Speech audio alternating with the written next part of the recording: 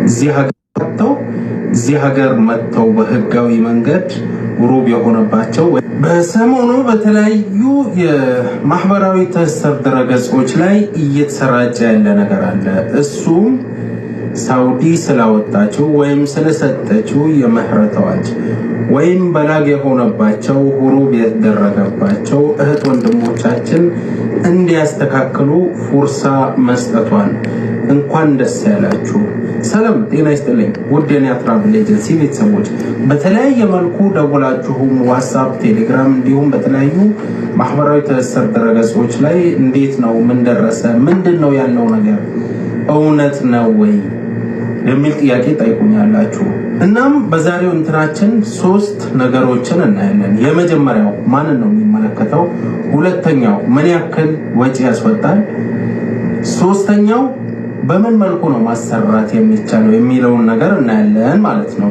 የመጀመሪያው ይህ አዋጅ የሚመለከተው በኢቃማ ወይም በመኖሪያ ፍቃድ መጥተው እዚህ ሀገር የሚኖሩ መኖሪያ ፍቃዳቸው በላግ የሆነባቸው ወይም ሩብ የተደረገባቸው ሰዎች አሁን ያለ መጀመሪያው ከፊል እውቅና ውጪ አዲስ ከፊል ፈልገው ማስተካከል ይችላሉ። ሰው በዚያራ በኡምራ በባህር የመጡ ሰዎችን አይመለከትም ማለት ነው።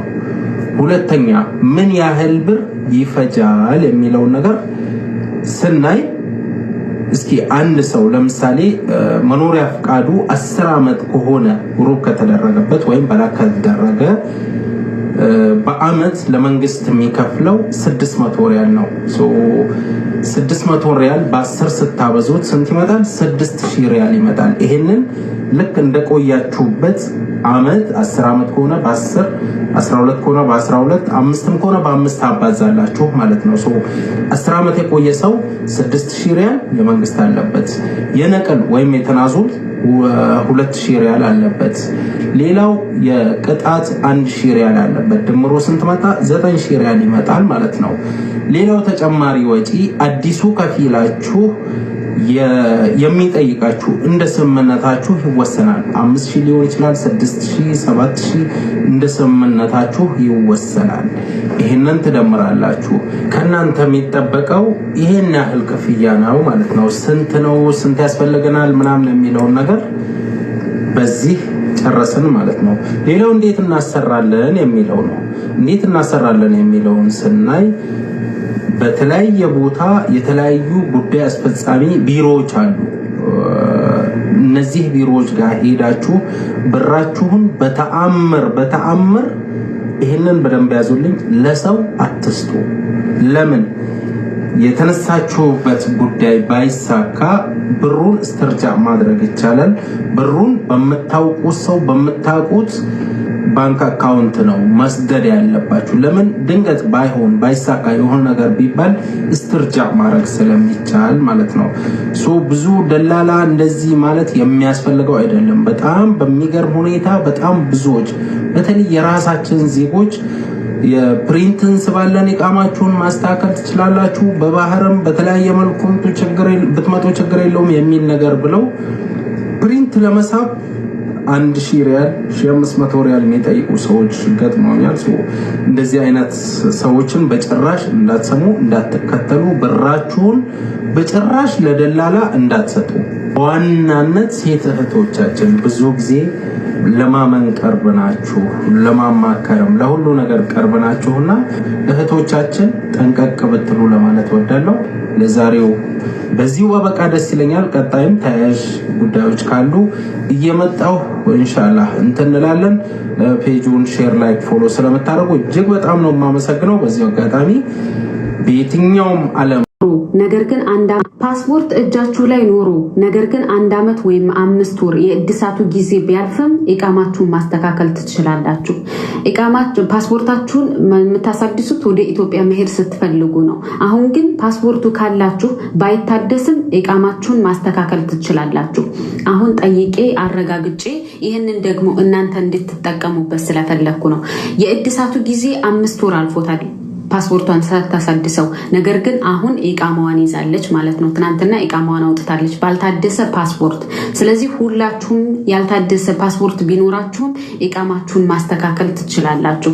ሌላው የጠየቃችሁኝ ኮሜንት ሌላው በኡምራ የመጣችሁ ሰዎች ይህን እናንተን አይመለከትም። በባህር የመጣችሁ ሰዎች በመጣችሁበት ቀጥ ብላችሁ ተመልሳችሁ በእግራችሁ ኢትዮጵያ ሄዳችሁ በአየር ኢቃማ ይዛችሁ ወደ ሳውዲ መምጣት ትችላላችሁ። እዚህ ፓስፖርት ካላችሁ እዚህ አስተካክላችሁ ሁሉን ነገር ኢቃማችሁን ከፊላችሁን አስተካክላችሁ በባህር ሄዳችሁ እንደገና ኢቃማ ይዛችሁ መምጣት ትችላላችሁ። እናንተን አይመለከትም ማለት ነው፣ እንዳትበሉ። ሌላው ራሳችሁ ቦታው ላይ ሄዳችሁ ሁሉ ነገር በከፊላችሁ በስልክ ነው የሚያልቀው። እናንተ የትም ቦታ መሄድ አይጠበቅባችሁም። ስለዚህ በደላላ እንደዚህ እናርግልሽ እንደዚህ እናስተካክልልሽ እንዳትበሉ። ዱባዮች እንደተደረጉት እናንተም ብዙ መረጃዎች ብዙ ወንድምና እህቶች እያቀበሏችሁ ነው። ተጠንቀቁ፣ ገንዘባችሁን እንዳትበሉ። በኡምራ የመጣችሁና በባህር የመጣችሁ እናንተን አይመለከትም።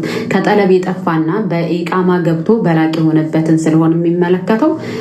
እናንተ ደግሞ ፓስፖርታችሁ ጊዜው ያለቀበት የደሳቱ ጊዜ ያለቀበትም ቢሆን ኢቃማችሁን ማስተካከል ትችላላችሁ። እህት ወንድሞች ሰላም፣ የአላህ ሰላምታ በእናንተ ላይ ይሁን።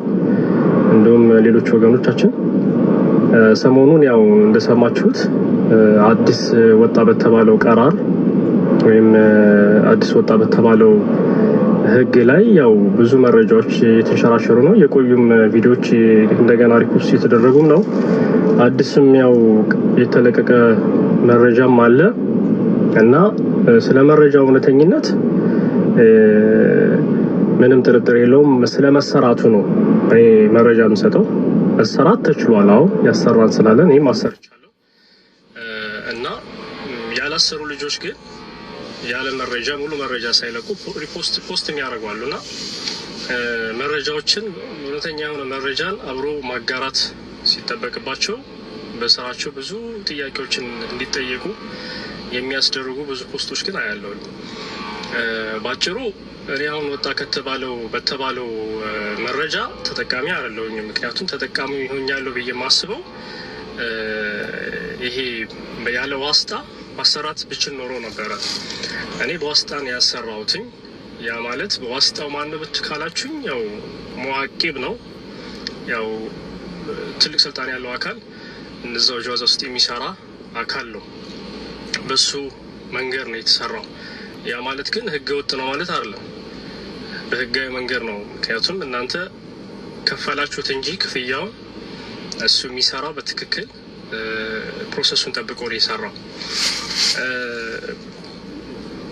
ያሰራ ካለ በትክክለኛው መንገድ አሁን ይሄ የወጣው ህግ መሬት ላይ ወርዶ የትኛውም ኦፊስ እኩል የሚያገለግልበት መንገድ ከተጀመረ እውነት የተጀመረ ከሆነ ብዙ የተቸገሩ ልጆች ስላሉ እህቶች ስላሉ ወንድሞች ስላሉ እንዲጠቀሙበት ትክክለኛው መረጃ በየትኛው ኦፊስ መክተብ ኤሌክትሮኒ ነው ወይስ ጀዋዛት ጋር ያሉት ቢሮዎች ናቸው የሚያስተናግዱት የሚለውን አብራችሁ አያይዛችሁ ብትልኩልን። እኔ አሁን ማጋራት የፈለግኩት ይጠቅማል ብዬ ያሰብኩትን በራሴ መንገድ እንዴት እንዳሰራው ግልጽ ለማድረግ ያክል ነው። ምንድነው ያደረግኩትኝ? እኔ መጀመሪያ አብሽር አስከፈትን ማለት ነው። አብሽር ትከፍታላችሁ። ቅድሚያ አብሽር ለመክፈት የሚያስፈልገው የሀዊያ ቁጥራችሁ ወይም ደግሞ የኢቃማ ቁጥራችሁ ነው የሚያስፈልገው። ከዚያ በኋላ ነፈዝ የሚባላል ነፈዝንም ኦን ማድረግ አለባችሁ። ከእናንተ የሚፈልገው ያው በአብሽሩ በኩል ወይ በቁጥራችሁ የሚመጣ ኮድ ሲኖር እሱን ኮድ ዳይሬክትሊ ማቀበል መቻል አለባችሁ። ሰውየው በሚፈልጋችሁ ሰዓት ስልካችሁን ይዛችሁ እሱን ማድረግ ይጠበቅባችኋል። ኮዱ ስለሚያስፈልግ ማለት ነው፣ ረምዙ። ከዛ ሲቀጥል የሚከፈል እንግዲህ በላገል ኹሩብ ያለባችሁን አሁን መረጃ እየሰጧችሁ ያለሁት። አሁን ሌሎች በባህር መተን ምናምን እናንተን አይመለከትም። ስለ እናንተ ደግሞ የተሻለ ሌላ ህግ ሊወጣ ይችላል። እሱ ደግሞ በትዕግስት መጠበቅ ነው። ከጠለብ ጠፍተን ምናምን ለምትሉትም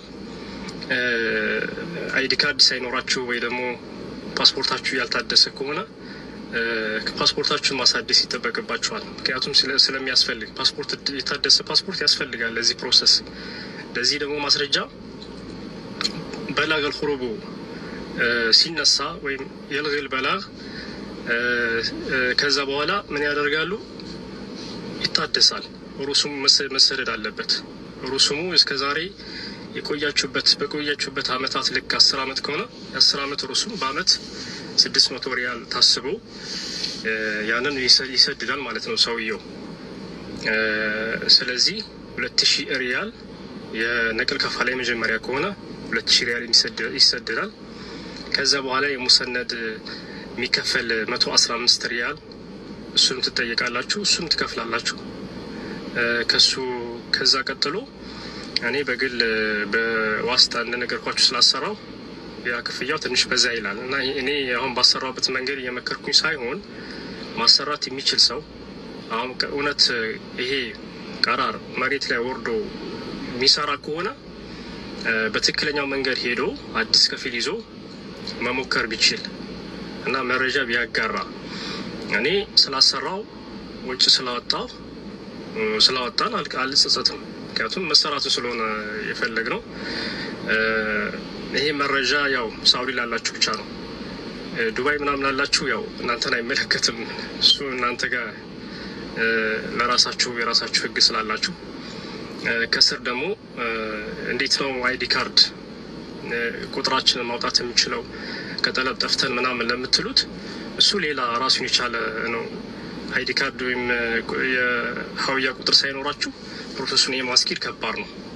መውጣት የሚችልበት መንገድ ይኖራል። አሁን ፕሪንት አድርገው ይስቡላችኋል። አንጠሪቅ ጀዋዛት ይስቡላችኋል። ኦፊሶቹም ሊሆኑ ይችላሉ። እሱ ማሳብ ትችላላችሁ። ይህ ነው ለጊዜው ያለኝ መረጃ። ከዚህ የተሻለ መረጃ ደግሞ ስንሰማ ሼር እናደርጋችኋለን ኢንሻአላህ። አላህ ይወፍቃችሁ። ማሰራት ይቻላል። አሰሩ። ያው ወጪ ሊያስወጣ ይችላል።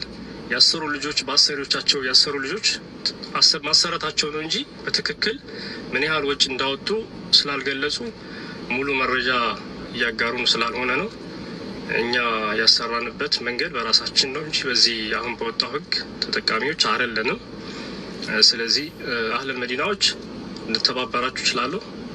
ይሄው ትክክለኛ አይዲ ካርዳችሁ የአይዲ ካርድ ሀውያ ቁጥርና ፓስፖርት የታደሰ ካላችሁ ሞክራችሁ ካልተቻለ እኔ እንዳናግሩ በግል።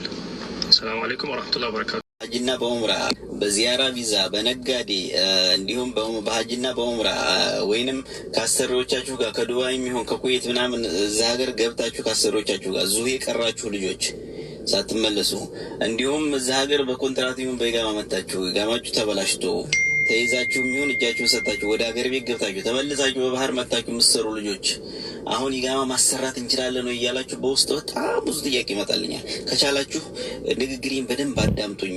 በቀደምታ የለቀቁትን ቪዲዮ ስላለ እንደው ረጋ ብላችሁ ስሙ። ያኔ ስልኬ እኔ የስራ ስልክ ስለሆነ አብዛኛውን አልመልስም ስለመሰለች ግልጹን ነው የምናገረው። እናንተን አሁን የጠቀስኩላችሁን አይመለከትም ብዬ እኔ በቀደምታ ተናግሬያለሁ እኮ። ከኮንትራት ቤት ጠፍተው ወይንም ቪዛ ገዝተው መጥተው ጠፍተው እዛ ሀገር እየኖራሉ ልጆች ነው ይሄ ኢቃማቸው ለተበለገባቸው በላጉ ነው የተነሳው። ሌላ አዲስ ነገር እኮ የለውም። በፊት ከፊሎቻቸውን ጠይቀው ነበር በላጉን አንስተው ወይንም ወደ ሌላ ሰው እንትን ለማድረግ ተናዙን ለማድረግ የከፊሎቻችሁ ፍቃድ ያስፈልግ ነበር። አሁን ግን ፍቃድ አያስፈልግም። የከፊሎቻችሁ ፍቃድ መንግስት አነሳላችሁ። ገራማችሁን ከፍላችሁ ወደምትፈልጉት ሰው ነቅል ማድረግ ትችላላችሁ። ስለዚህ በዚያራ በነጋዴ ቪዛ በሀጅና በኡምራ እንደዚህ ከተለያዩ ሀገር አንዳንድ ልጆች ደግሞ በዚያራ በሳዑዲ ዜግነት ባለው በዚያራ ስለመጣችሁ ብቻ ኢቃማ የሚሰራ ይመስላችኋል። አይሰራም። አሁን ባለው አዋጅ እሱን አያካትትም። ምናልባት ወደፊት ደግሞ ቀን አላህ ያመጣል። እኔም የራሴ ቤተሰብ ስላለ በዚያራ ጉዳይ በተለይ ያልዞርኩበት ቦታ የለም። ይሰራ እንደው ብዬ ያላጠራሁበት ቦታ የለም። አይቻልም። ስለዚህ እንዳትበሉ። አንዳንድ ልጆች በተለይ በዚያራ ቪዛ ሊሰራ ይችላል 20 ሺህ ሪያል 30 ሺህ ሪያል እየተባለ ሪከርዶች ሁሉ ይመጡልኛል። ገሌ እንደዚህ ብሎኝ አትላኩልኝ ሪከርድ፣ እኔ አይመለከተኝም። ትክክለኛውን ነገር ነው የሚነግራችሁ። ከሰማችሁ ስሙ፣ ካልሰማችሁ ገሌ በላኝ እንትን አለኝ ያኔ መጠየቅ መብት የለኝም። ስለዚህ ተግባራዊ ያድርጉት።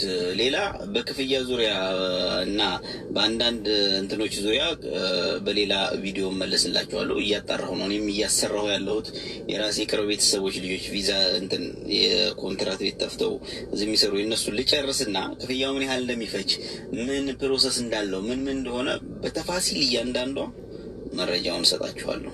እስከዛ ድረስ በትዕግስት ጠብቁ። ከቻላችሁ መረጃዬን በደንብ አዳምጡት።